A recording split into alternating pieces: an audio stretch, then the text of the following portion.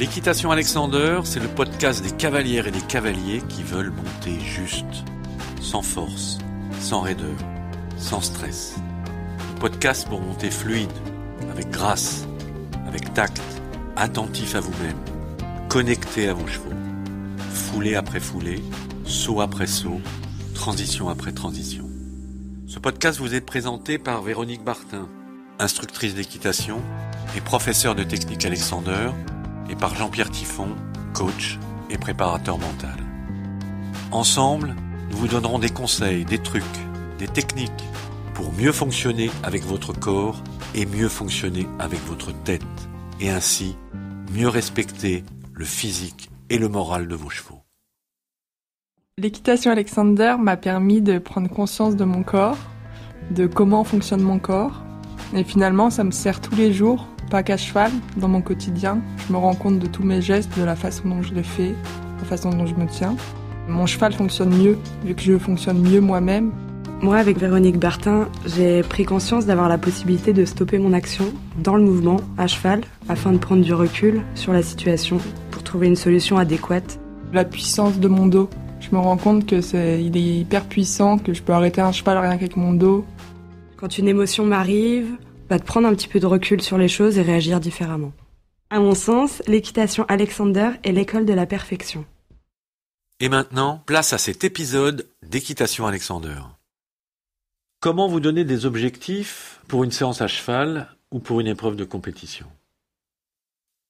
Important d'avoir des objectifs. Sans objectif clair, vous progresserez peu. Sans un cap précis, aucun navigateur n'arrive à bon port. Voici quelques conseils simples et pratiques. Votre objectif doit d'abord être formulé de manière positive. Ne dites pas « je ne me pencherai pas », dites « je resterai vertical ». Pourquoi c'est important ? Parce que le cerveau n'entend pas les « ne pas ».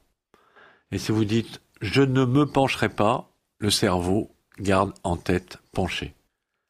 Et donc ne dites pas « je ne tirerai pas » à la bord de l'obstacle, dites plutôt « j'avancerai mes mains ». Ça, c'est la première clé de la détermination d'un bon objectif pour un cavalier, le formuler positivement. Deuxième critère clé pour formuler votre objectif, il ne doit dépendre que de vous. Pas de votre cheval, pas de la concurrence, pas des autres. Dire « je vais gagner une épreuve », c'est peut-être votre ambition, mais ça ne peut pas être votre objectif. Parce que vous pouvez être battu par quelqu'un d'un tout petit peu plus rapide que vous, ou votre cheval peut trébucher dans un tournant et faire une faute à la sortie sur un vertical. Donc l'objectif doit dépendre de vous exclusivement.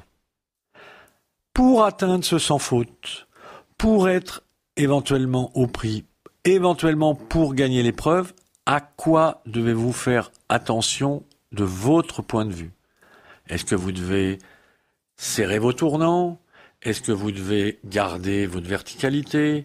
Est-ce que vous devez avoir le regard loin pour anticiper les obstacles ? Est-ce que vous devez penser à vos jambes ? Est-ce que vous devez grandir votre dos ? Voilà, trouvez des objectifs qui correspondent à vous-même, que vous pouvez maîtriser, et qui, grâce à l'atteinte de ces objectifs, vous renforcez vos chances d'aller vers votre ambition légitime qui peut être de gagner l'épreuve et d'être sans faute. Mais trouvez des objectifs qui dépendent d'abord de vous. Troisième conseil, ayez des objectifs atteignables.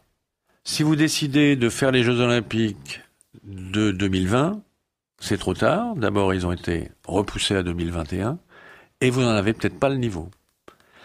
Fixez-vous des objectifs qui correspondent à vos capacités, à celles de votre cheval, de votre poney, éventuellement un tout petit peu au-dessus de ce que vous imaginez, peut-être, mais n'allez pas vous brûler les ailes en vous donnant des objectifs qui sont peu atteignables par votre cheval ou par votre propre compétence.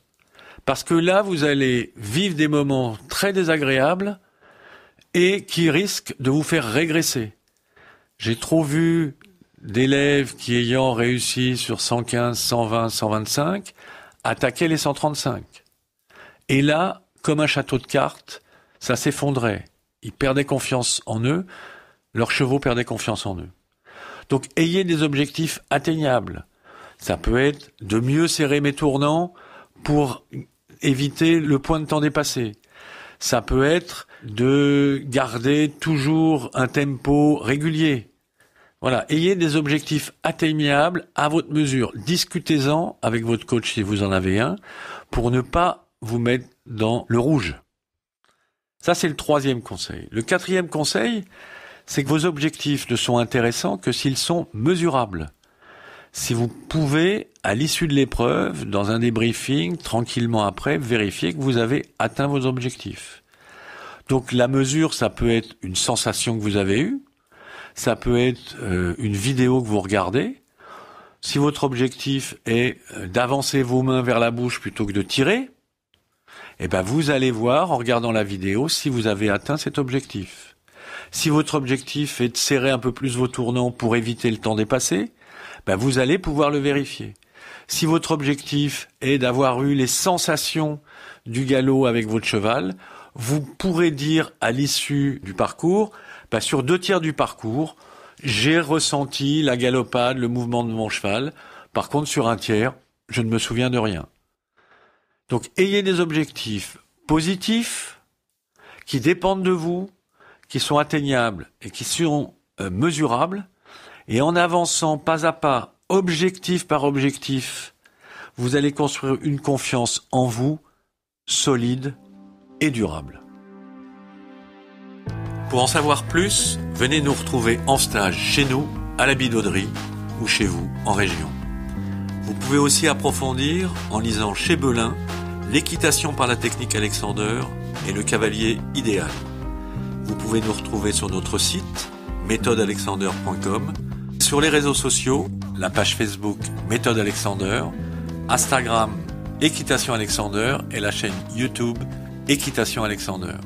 Un dernier mot pour finir, un cavalier bien dans son corps et bien dans sa tête, c'est un cheval bien dans sa peau.